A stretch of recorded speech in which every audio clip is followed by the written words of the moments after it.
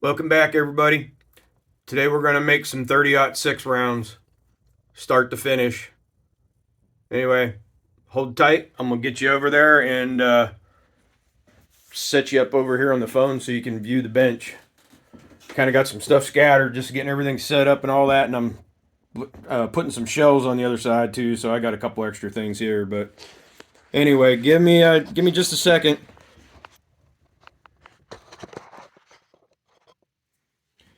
All right, should be good to go there. So I've already cleaned some of my brass, and I've already necked it and deburred the inside. Put a little camphor on the inside. These are unprimed, so I'm gonna go ahead and prime a couple of them up for you. I've already put the primers in the tray, and I'm just gonna insert it over here into the old hand crimper.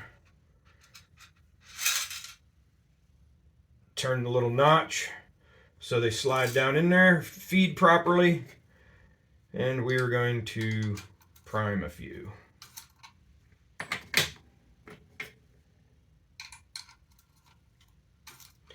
I made some up yesterday, but I'm going to use a different powder and basically do 3 sets of 3 different powder charges.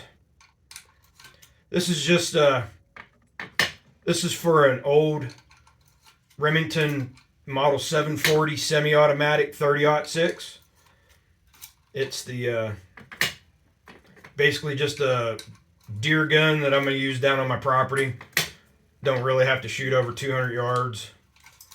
So anyway, I'm just kind of getting some of these rounds made up, and I just want to see how good I can get them. I mean, I'm not looking for accuracy on this gun. I just want some consistency and yeah, make my own rounds.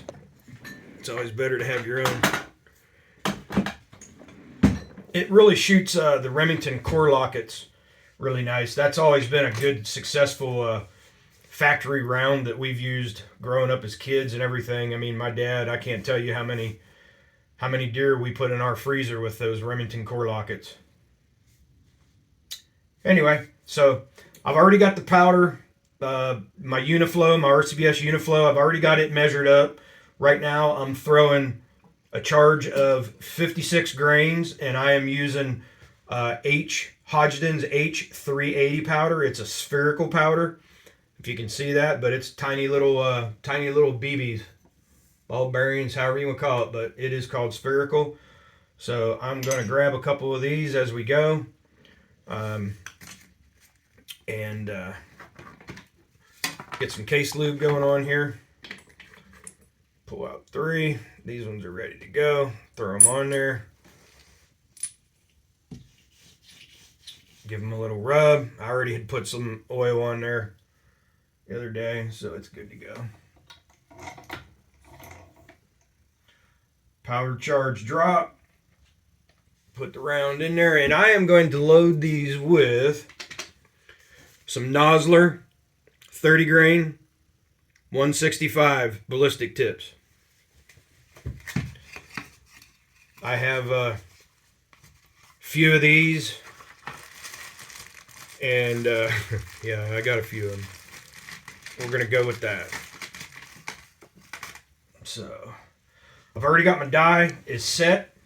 I'm doing a overall length on my cartridge of what are we doing? 3.340, which is in my Sierra book the overall length listed in the Sierra book, and that fits in the magazine for the 740 just right. And I also put it in there and checked the head spacing and all that, and it seats really well in the gun. So I don't know, that might be something I work with at a later time, maybe adjusting the overall length on this. But there's a 30-06 right there. Boom, perfect. I'll throw another one in there. Oh, nope, there. Back over to the ones that I've already lubed. Anyway, this is one of those things you definitely got to pay attention doing this. You definitely got to pay attention doing this. You end up putting a bullet on a cartridge that doesn't have any powder in there. I've never done that,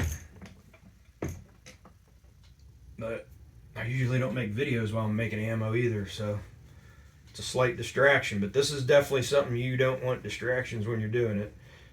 Same way if you accidentally did a double charge, I mean, that could be a kind of disastrous. Unfortunately, with the way I got this set up for right now, I am kind of passing hands over foot, and it's a little clumsy, but this is just something temporary that I just threw up there so I could get some powder going. I'm in the middle of fabricating up a nicer stand for this right now so I can put it on the bench, and I'm actually adding 2 more benches. I'm going to add one off to my side and one behind me so I can actually set up, because I picked up another press, and I'm going to pick up a progressive press, and I just need more space up in here to do what I'm doing, but it's all good. It works. It works. This is just one of those tables. I mean, unfortunately, I bought it at Harbor Freight, but it's like one of those little machinist or woodworker tables, whatever you want to call it. It's got drawers underneath there, and I have tools and stuff that I've taken off of weapons and putting on weapons and just accessories and different things like that.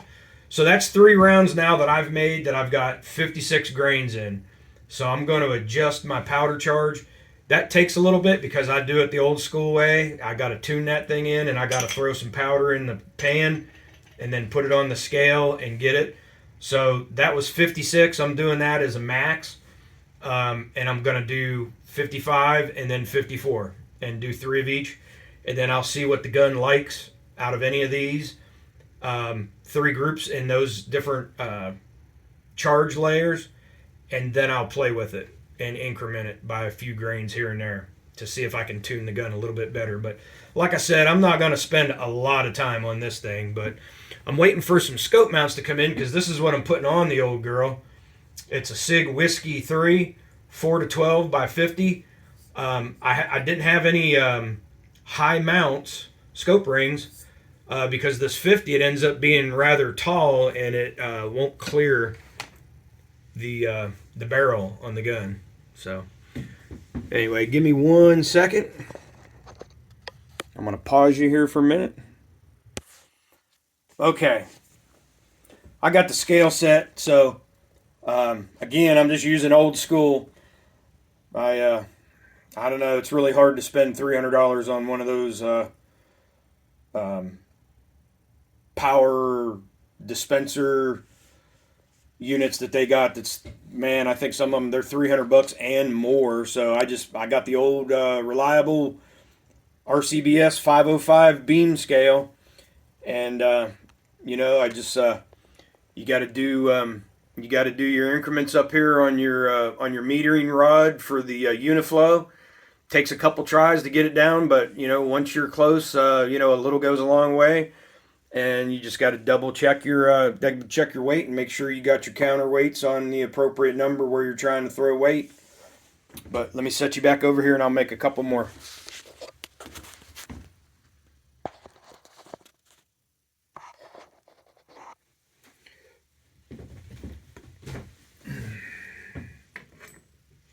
Make sure we're using bullets. Already got the primer in there, and we are set. Powder dropped, and let's put that back in because you guys paying attention? Case lube. Roll them on the lube pad. Throw the powder. I don't know if you're able to see that, but the you can watch the powder drop through the window. That way you know you got powder drop in there.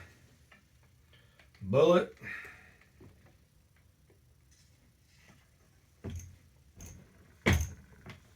It's easy as that.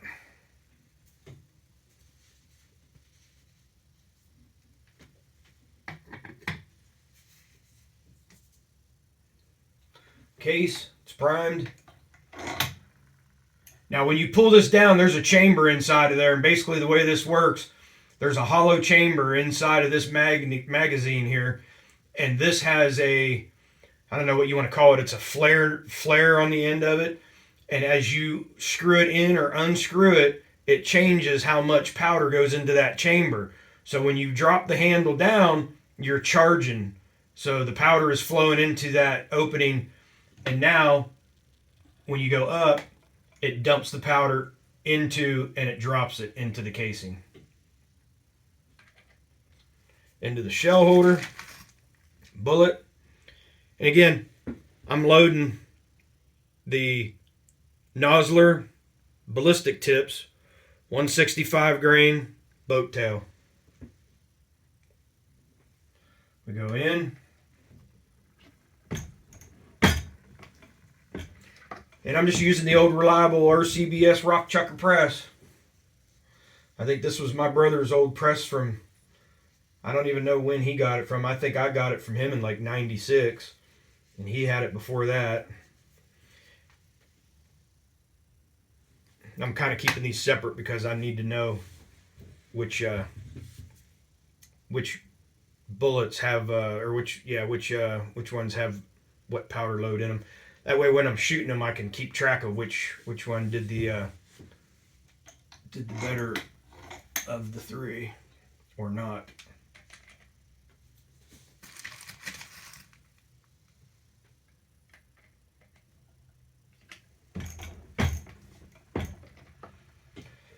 Doing this old single stage like this, you can see it.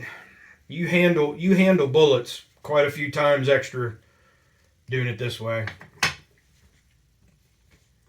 But that's kind of why I'm buying that progressive press, so I can use that on my pistol rounds and kind of just keep this for more doing rifles with the single stage. But anyway, let's go ahead and I'm just going to let this roll. I'll show you guys what I got to do to go over here and change the setting. But so right now I'm on 55 grains. So now I'm going to drop down to 54. So I have the main weight is set on 50. I'm going to change this weight to a 4. And that is at 0. So now I'm going to go ahead and tighten this up a little bit. So I'm going to undo my neck bolt, locking bolt. And now we're going to screw this in a little bit because we want to change how much powder now is allowed to go into that cylinder.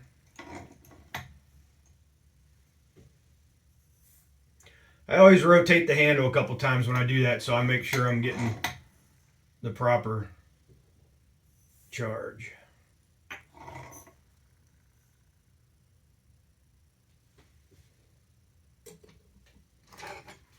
Make sure there's nothing around the scale.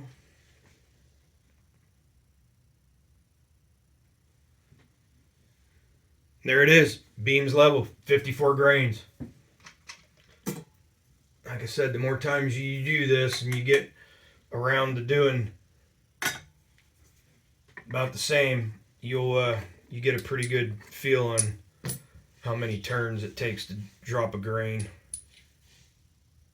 Okay, primed, lubed. And these little I don't even know what you proper name for this is, but there's different ones that has different size opening in there for whether you're using a large charge or say like a pistol charge, the opening smaller or caliber. You know, like this is 30 caliber, so the opening's a little bit bigger because I have a large one and a small one. Small one's really good for like the 22 250, things like that. 243, I load a 243 as well.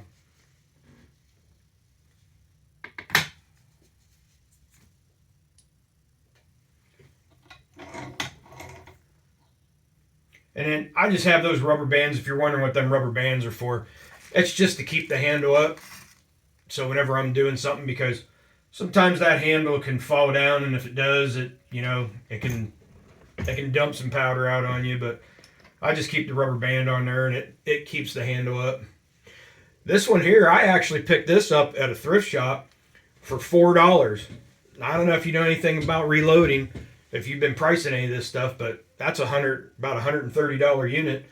It was missing the arm, so if you can see, there's a little difference on there. But this was just one of them old little flat Chinese wrenches that you get when you buy something, and I had a couple of them that came with, I don't know what it was that I bought, but I just took one of them, matched it up, and put a couple custom bends in it, drilled a couple holes, and heck, the hardest part was finding some screws that matched the threads in the unit, and then I just bent that onto it, made it straight, and got a little piece of hollow tubing and put a bolt and a star locking nut and washer on it, and call it good. Works just fine.